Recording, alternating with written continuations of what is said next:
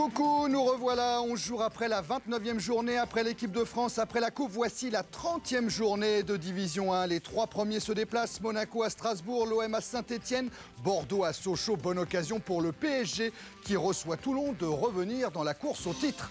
20 buts, 668 depuis le début de la saison. Et oui, ce sont les proverbes qui illustreront ce jour de foot. Bonsoir et on va le battre tout de suite, se faire pendant qu'il est chaud.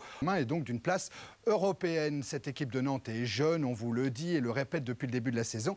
Mais à Montpellier également, il y a une équipe jeune avec notamment pas mal d'internationaux espoirs. Montpellier-Nantes, intéressant à suivre. Surtout, souvenez-vous du match aller avec cette victoire des Canaries 6-0 à la Beaujoire. Christian de Tranchant. Déjà petit, cette jeune génération devait rêver de conquête. C'était peut-être à l'époque façon viking, c'est devenu aujourd'hui façon footballeur, évoluant au sein des sélections nationales. Avec ce soir, chez les Bleus montpelliérains, les Carotti, Blanc, Tétis, voire Bonicel.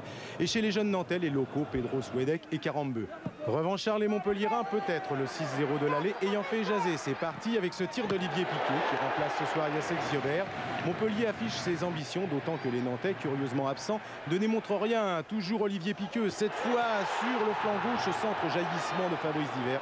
David Marot est sauvé par son poteau, pas chanceux Divert sur ce coup-là. Claude Barabé en voilà un qui passe une agréable première mi-temps. On approche des 45 minutes et il n'a toujours rien eu à faire.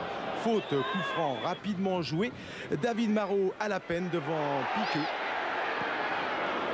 Reprise de Bertrand Rezeau, c'est bien tenté, mais c'est au-dessus, 0-0. Ce sera le score à la mi-temps. Désolé, pas d'action nantaise, il n'y en a pas eu. Début de seconde période, même scénario, centre de Bertrand Rezeau, tête de Fabrice Divert, toujours aussi peu chanceux. C'est à côté, ça viendra Fabrice, enfin peut-être. Enfin voilà Nantes qui sort de sa torpeur. Tir de Christian Carambeu au-dessus, c'était intelligemment frappé. Illustration de la supériorité des Montpelliérains. Récupération du ballon Kader Ferraoui. Ce match se joue au milieu du terrain. Fabrice Divert bien lancé à la lutte avec Zoran Vulic. Arrêt de David Marot qui relance. Et coup de sifflet de Monsieur Bata qui indique le point de pénalty pour cette faute très anodine du capitaine nantais. La chance a tourné pour Fabrice Divert. À l'exécution, le joker de luxe Olivier Piqueux. C'est parti. Quelle frappe de balle. David Marot est battu. Montpellier 1, Nantes 0. Sous cet angle, l'on voit bien que Marot anticipe du mauvais côté. Sous celui-ci, la lucarne ne pouvait être mieux visée. 8e but de la saison pour Olivier Piqueux. Nantes encaisse là son 29e but, rejoignant ainsi Montpellier au nombre de buts encaissés. L'on en restera là. Score final 1-0 pour Montpellier qui signe là son 3e match consécutif sans défaite.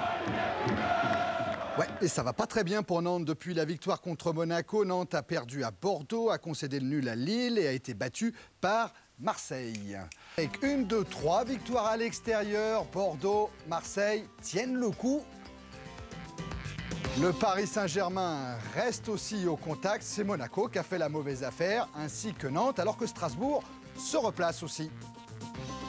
Dans le bas du tableau, intéressant, c'est Toulon qui reprend. Un chassé-croisé entre Toulon et Nîmes en permanence. Le Havre est toujours barragiste, mais cette fois, c'est important avec 3 points de retard sur Lille. Au classement des buteurs, Gravelaine toujours en tête. Klinsmann n'a pas marqué. Voleur revient. La prochaine journée, ce sera le 10 avril, après la Coupe d'Europe. Nîmes, PSG, Marseille, Sochaux, Nantes, Saint-Etienne, Bordeaux, Montpellier et où joue Monaco. Monaco reçoit Caen. Sa revanche, bien jugée ici de Marot qui a parfaitement vu que ce ballon allait sur le poteau sur cette reprise de Divert. Par contre, Dixit Nouzaré, le manager de Montpellier, il n'y avait pas faute de Vulic sur Divert. L'arbitre en décide autrement. Pénalty que transforme en finesse Piqueux. 1-0 pour Montpellier et belle victoire à la Mosson.